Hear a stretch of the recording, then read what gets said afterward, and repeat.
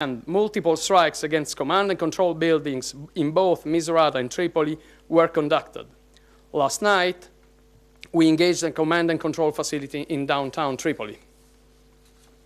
I would now like to show you an example of dynamic targeting. In this video, you will see an airstrike on a building that was identified as a location where pro-Gaddafi forces were shelling and engaging the civilian population from this building.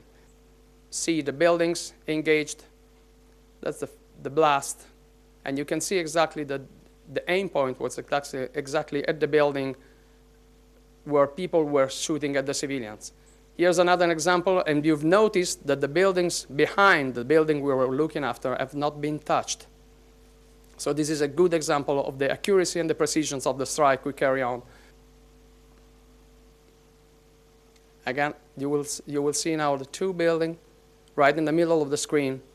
From those buildings, there were snipers fighting at people, and the buildings were empty. In a couple of seconds, you'll see the impact of the weapons. First building, the right, and the second building on the left. The other buildings around it, despite of the smoke, weren't touched. Look at the building, and look at the yellow circle in the right on the screen.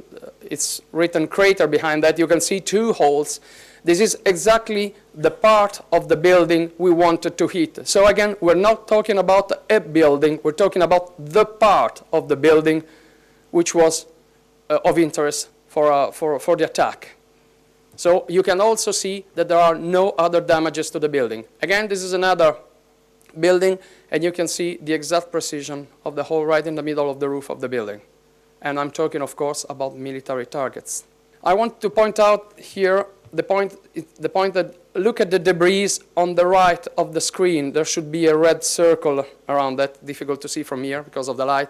But you will see that all the debris were stopped before passing the road, and after the road you could find some civilians buildings. So the debris have not gone far away. They stayed within the perimeter of the military site we were attacking. Next slide, please. Yeah, here you can see a couple of bunkers hit, and you can see the holes right in the middle of the bunkers. And again, you can exactly see that we were not just hitting bunkers, we were looking for some specific bunkers, and that's the result. And you can also see, apart from the hole in the roof, that no damages have been carried out in the surrounding of the bunkers. Since March 31st, NATO and partner aircraft have been conducting an average of 150 sorties a day, all aimed at protecting Libyan civilians from the violence by Gaddafi regime forces. And since the beginning of the operations, nearly 6,000 sorties have been conducted. Over 2,300 of them were strike mission on approved targets. Every day, we observe a changing situation on the ground, and we make adjustments to our operations to ensure that our effort has the maximum effect.